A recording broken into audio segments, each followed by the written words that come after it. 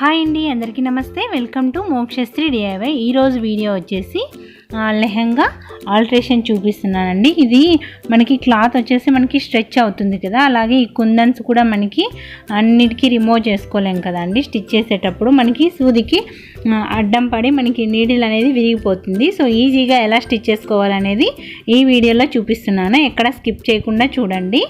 So ఎలా stitch చేసుకోవాలో ఇప్పుడు చూపిస్తాను. ఫస్ట్ వచ్చేసి మనము స్క్రూ లూజ్ చేసేసి మనము ఫుట్ రిమూవ్ చేసుకోవాలి. అంటే మనం సింగిల్ పాదము అలా ఫుట్ రిమూవ్ చేసుకుంటాం కదా అండి, అలాగా పాదంని రిమూవ్ చేసుకోవాలన్నమాట, తీసేయాలి.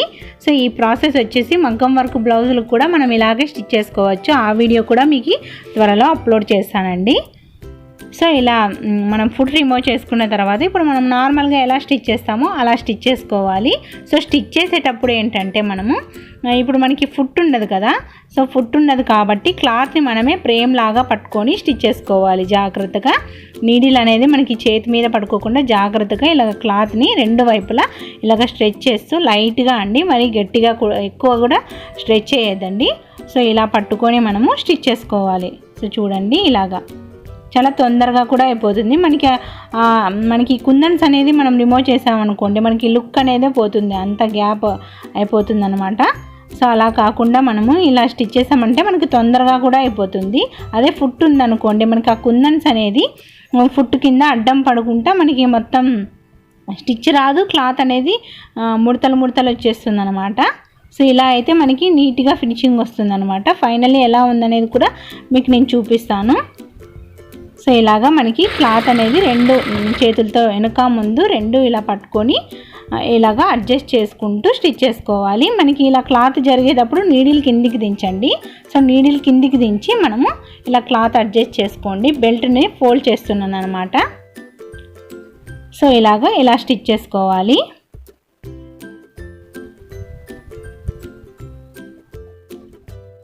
కానీ మీరు స్టిచ్ చేసేటప్పుడు మనము జాగ్రత్తగా చేయి మీద పడుకోకుండా జాగ్రత్తగా స్టిచ్ చేయండి.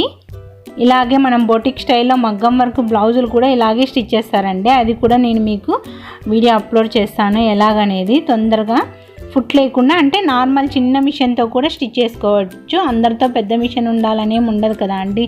సో చిన్న మిషన్ ఉన్న వాళ్ళు కూడా మనం మగ్గం వర్క్ బ్లౌజులు అనేది ఈజీగా ఎలా స్టిచ్ చేసుకోవాలనేది కూడా చూపిస్తాను. సో ఇలాగే మొత్తం స్టిచ్ చేసుకోవాలి.